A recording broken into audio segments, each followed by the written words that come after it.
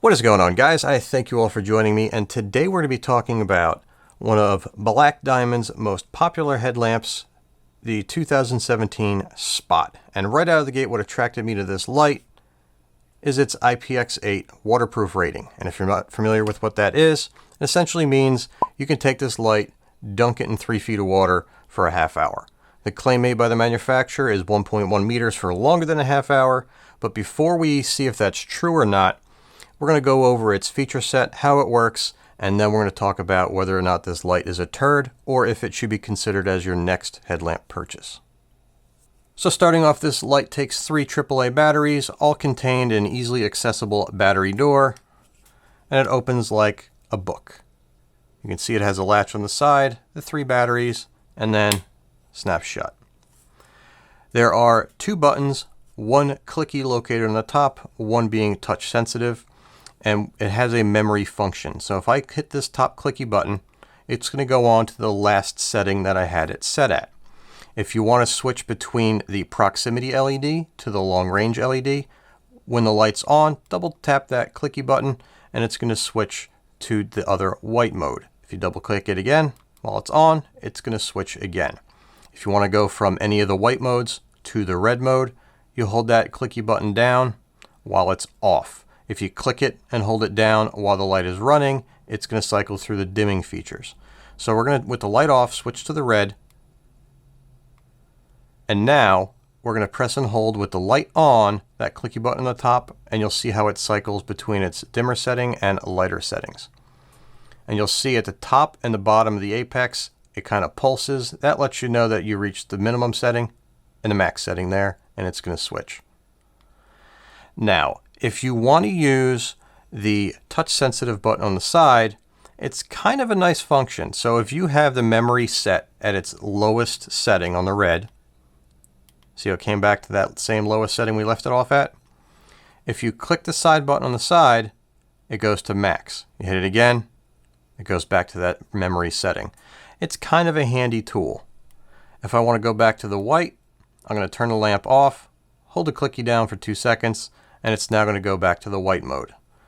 And we can do the same thing with the proximity and the long distance beam, where if you click and hold down that button, it's going to cycle between the lower and the brighter settings. And all you have to do is let go of that button at the setting you want to leave it at.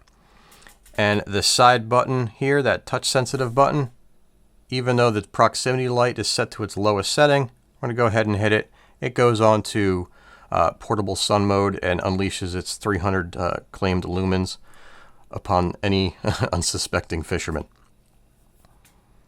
Hit that again, and it goes back to its preset memory mode. Same thing goes for this. You can press and hold that clicky button down, and it'll cycle between all the different settings. So minimum, going up to bright, and then it incorporates that second LED when it goes to max bright.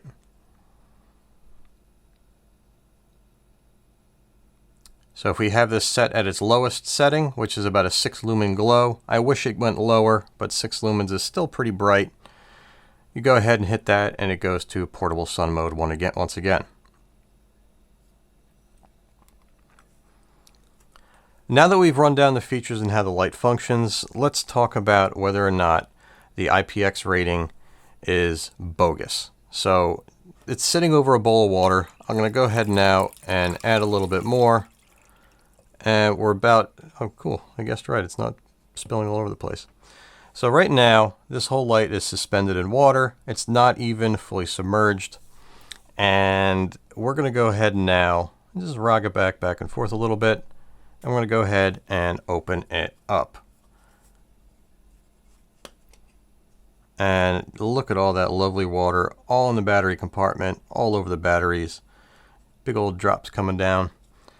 Guys, I'm assuming that Black Diamond's IPX8 claim is of the electronics that they make and not the battery. You see all that water that just got in there? And not the battery compartment. And what I found kind of funny was, before I decided to do this review, I wanted to see if there's anything in the packaging that I may have missed. And the directions and the instructions that come with this are like the size of a newspaper because they come in about 60 languages. And then I came across this little tiny packet like this that was buried in a box. And it goes over a little bit of the Ipx rating. And if you notice, midway through that bottom paragraph, it says, prior to storage, it is recommended that a wet lamp is dried by opening the battery compartment, removing the batteries, and allowing it to dry. You don't say, because I didn't even submerge this, and it was loaded with water. Look at that. Now, who wants wet batteries? I didn't even have to submerge this. What's going to happen to it when it's raining out? Water's going to roll down the side of the housing and get into this latch here. Now, what I found interesting, I'm not sure if it's showing up on camera. You see that little bit of, it looks like silver. Guys, that's the battery contact. It's fully exposed. There's been no effort to seal the battery compartment at all whatsoever. And for that reason alone, I do not recommend anybody who's going to be spending their time on the water, near the water, whether it's a boat or a beach, bank, it doesn't matter. This is not a foul weather light. It's not even a rainy weather light. Honestly, it's not even a high humidity light. You can't leave this light in your glove box. You can't leave this in your boat bag. You can't leave it in the bed of your truck or in the back of your car because humidity will get in there, build up, and over time, your batteries are going to rot. And when I say over time, it's not like you're leaving it there for a month. Damage could be done to your batteries inside of a week. And the last thing you want to do is go fishing on Saturday, come back out Wednesday or Thursday, and all of a sudden your light's not working. You're like, wait a minute, I put brand new batteries in this. What happened? And you open up the hatch here, and now you have rotted out batteries with battery acid all over, eaten up on the terminals, and nobody wants to worry about cleaning that out and then second guessing as to whether or not your lamp is now permanently damaged. And I'm not 100% certain if Black Diamond will warranty that claim.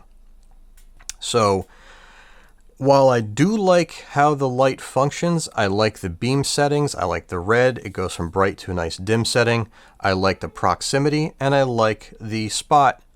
That's great. The head strap is great. It's very stretchy, it's a very high quality material, but however, the headlamp itself not being waterproof, even though it's claiming IPX8, is a major flaw. So with that being said, I would not recommend this to anybody who spends their time on the water.